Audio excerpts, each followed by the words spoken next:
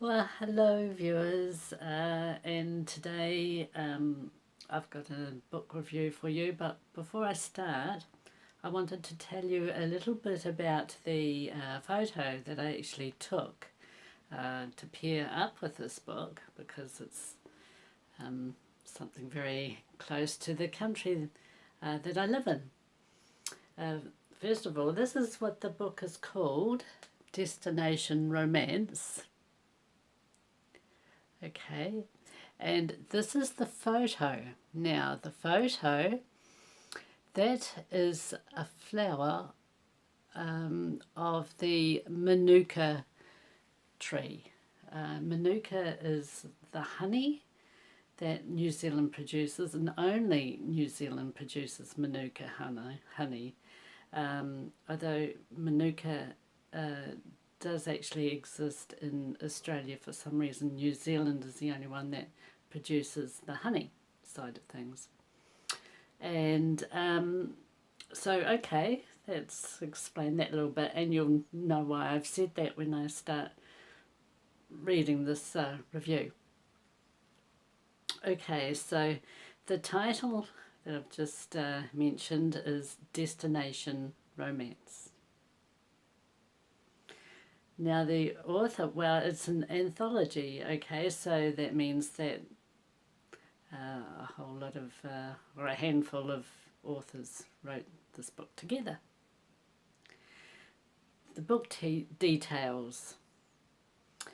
This book was given to me as a paperback and has 318 pages.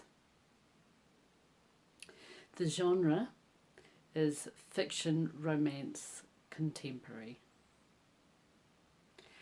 Now, firstly, I want to thank Michelle Beasley for gifting me this copy of Destination Romance. My view on what this book is about. This is about a collection of short stories from a few authors, in other words, an anthology. Each author had to include the travel booking place Adore in Hart Springs, Australia, and then weave their story around that. As the book title suggests, it is a book full of romance and trips going to different places. I'm pulling one story out that resonated with me a lot, due to the story being set partly in my own country. The story is called The Next Stage by Jean Jenkins. Not so much the characters, but the places mentioned. A cruise ship sails to New Zealand and mentions my own hometown, Dunedin, or in Dunedin, as we say, Dunastana, where it says in the book that they toured the Cadbury's factory, which in the story is fine and may have been written before the actual closing of the factory in May 2018.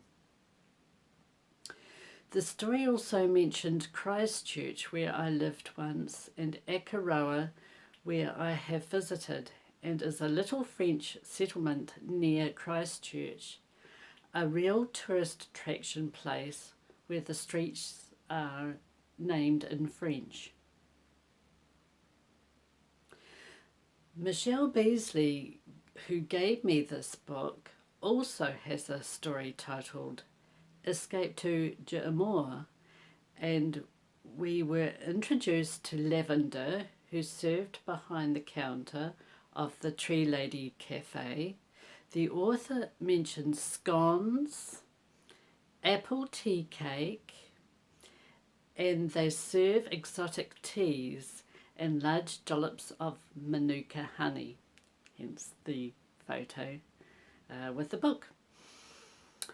But here lies the teaser.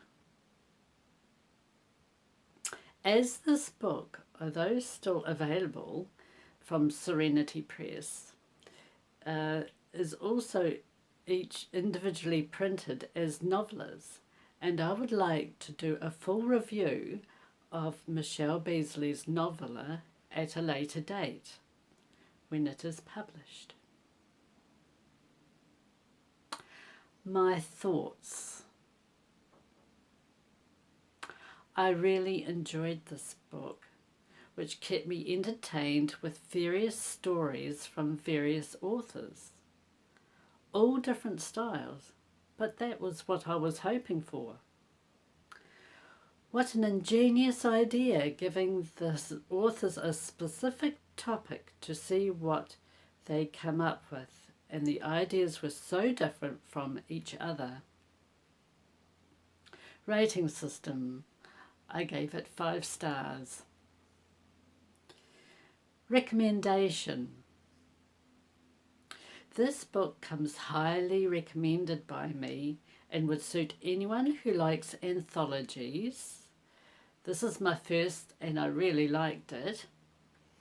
Anyone who likes travelling to different countries, who likes Australia, as quite a lot of this book is based around Australia, and anyone who wants to dip and delve into short stories without reading a whole novel.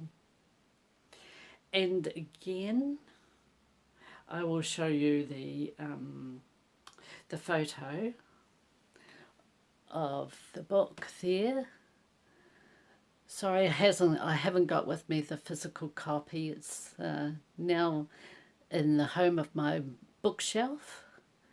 But there we go. I'm pretty sure you can see from there what it looks like. Okay, and that's it for me for just now. And until next time, have a good day. Be happy and yeah, bye.